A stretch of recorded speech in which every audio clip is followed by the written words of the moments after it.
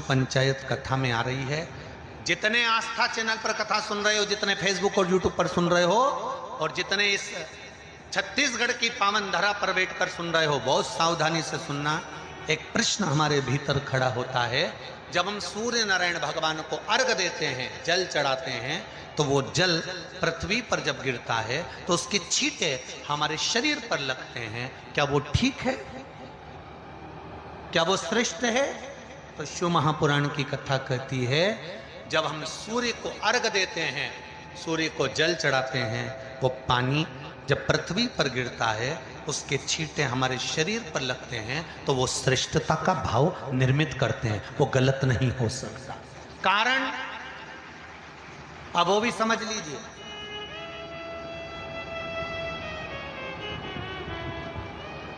अब सूर्य नारायण भगवान को आप जल चढ़ा रहे हो, तो छींटे नहीं लगे, उसके लिए क्या स्टूल पे चढ़ के चढ़ाओगे कि कुर्सी पे चढ़ के चढ़ाओगे?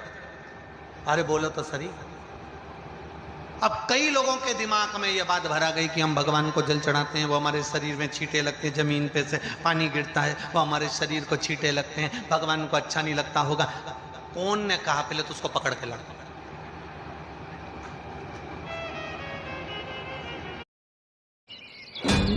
Discover greatness in shape. क्योंकि मेरे राम जी महाराज, मेरे भगवान कृष्ण, बड़े बड़े संत, साधु, सन्यासी, तपस्वी, साधक, उपासक जितने भी हुए, जिन्होंने सूर्य की आराधना करी, इन्होंने टेबल पे चढ़कर या कुर्सी पे चढ़कर जल नहीं चढ़ाया। इन्होंने पृथ्वी पर खड़े होकर ही, क्योंकि पृथ्वी तत्व के देव हैं शिव।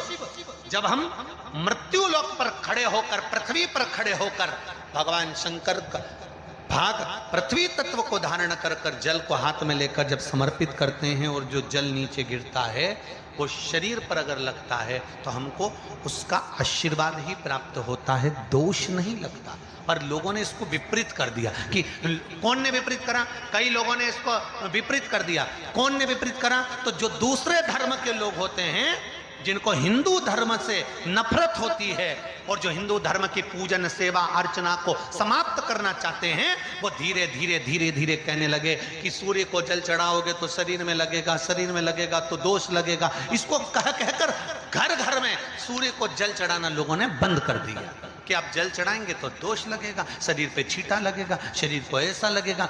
ये दोष नहीं है। कितनी सुंदर बात है महाराज। सूर्य नारायण भगवान को जब जल चढ़ाया जाता है, हाथ सिर से 8 इंच की दूरी पर होना चाहिए। जम के बोलिए, सिर से कितना ऊंचा होना चाहिए? 8 इंच ऊपर अपना हाथ होना चाहिए मस्तक से सूर्य को जल चढ़ाते समय। और ना चांदी का, ना स्टील का, न लोहे का, न प्लास्टिक का, न कांच का, न सोने का कोई बर्तन, न कांसे का, न एल्युमिनियम का, न पीतल का, केवल एक पात्र होना चाहिए, वो है तांबे का। काय का पात्र होना चाहिए? तांबे का पात्र। और सूर्य नारायण भगवान को जब 8 इंच ऊपर तुम्हारा हस्त है, और जब हम सूर्य को जल चढ़ा रहे हैं, कैसे जल चढ़ाना है वो भी समझ लीजिए। अगर कोई कैंसर का मरीज है, जिसके चेस्ट में कैंसर आ गया हो, लेफ्ट में, राइट में कहीं पर कैंसर आ गया हो, या कोई गठान आ गई हो, तो महाराज आप जल चढ़ाते समय उस जल की धार को सूर्य भगवान को जब चढ़ा रहे हो, तो धार आपकी गठान की ओर जाना चाहिए, जिससे सूर्य की किरण उस जल में से आपके उस स्थान पर पड़े, उस जगह पर पड़े जहां पर गठान है। महाराज आप लगातार जल तो चढ़ाना चालू करो, अच्छे अच्छे डॉक्टर फेल हो जाएंगे और कह देंगे गठान ठीक हो गई।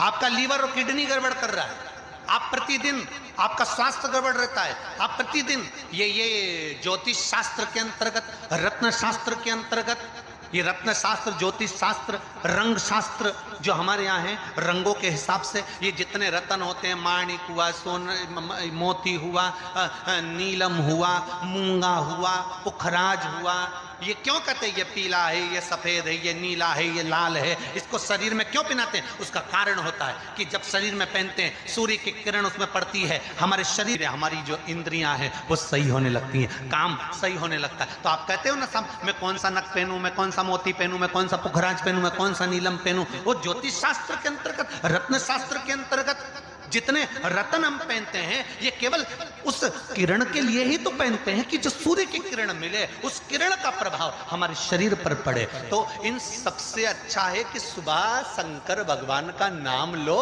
तांबा का लोटा में जल भरो, 8 इंच ऊपर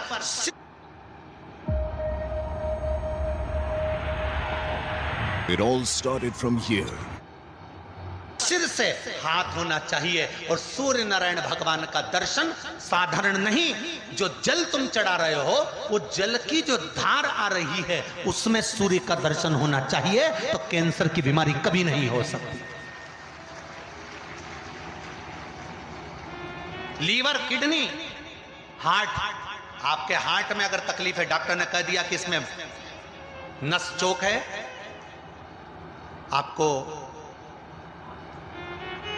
कहीं ना कहीं छल्ला डलेगा, आपको कह दिया इसमें कुछ ना कुछ प्रॉब्लम आ रही है, आप सूर्य को अर्घ देना चालू कर दो, सूर्य को जल चढ़ाना चालू कर दीजिए। आप सूर्य को जल चढ़ाओ, वो जल की जो तरंग आ रही है, वो जल जो निकल कर जा रहा है, उसकी जो किरण आपके हृदय पर, आपकी छाती पर पड़ रही है, नाड़ियों में पड़ रही है, नसों में पड़ रही है, उसका बल देखो तो सही।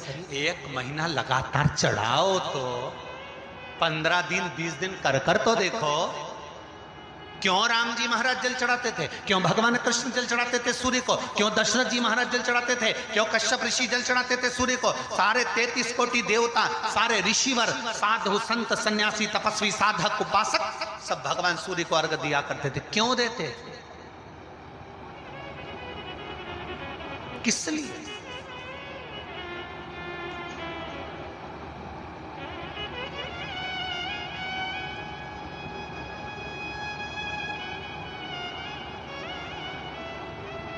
सूर्य नारायण भगवान को जल चढ़ाते समय आपके पंजों की एड़ी ऊंची नहीं होना चाहिए, ध्यान दीजिएगा। आपका पंजा पांव का पूरा की पूरा जमा होना चाहिए भूमि पर। हाथ कितने इंच ऊपर? 8 इंच ऊपर होना चाहिए। जल जो गिरे, सूर्य की किरण, सूर्य का दर्शन उस जल की रोशनी में करना चाहिए।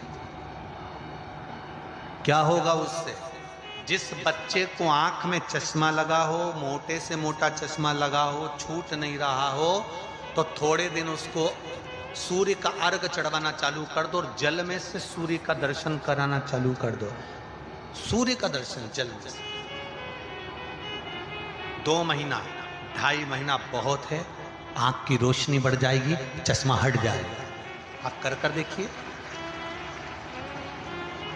अब एक प्रश्न और खड़ा होता, सूर्य को अर्घ देने, गुरुजी पंचदेव पंचायत में, सूर्य नारायण भगवान शंकर की पंचायत में हैं, सूर्य नारायण को हम फ्लैट में रहते हैं, हम फ्लैट के अंदर रहते हैं, तो हम फ्लैट में रहते हैं, हमारे यहाँ अगर छज्जा नहीं है, हमारे यहाँ जगह नहीं है, तो हम सूर्य को अर्घ कैसे दें? तो महाराज खिड़की तो होगी, अगर घर में फ्लैट में पानी ढुलेगा और आप लोग नहीं समेट सकते तो एक बाल्टी रख लो, एक पात्र रख लो, पर सूर्य नारायण भगवान को अर्घ देकर रोशनी शरीर पर पड़ना चाहिए। जिंदगी में कभी कोई बड़ी बीमारी नहीं आ सकती। कितने लोग देते हैं सूर्य को अर्घ? जरा हाथ उठाओ। बहुत बढ़िया, बहुत जोरदार। पुरुष लोग भी देते हैं ना, चाहे बच्चे से बच्चा, बच्चों के हाथ में भी 1 लोटा पानी पकड़ाओ।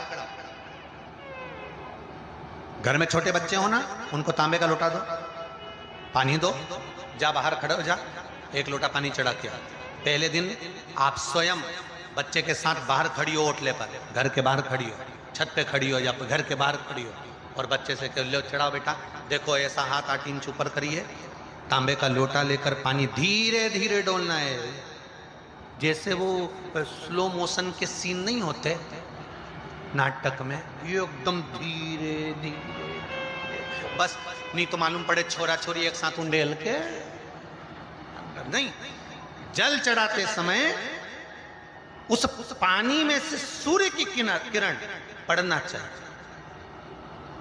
सूर्य की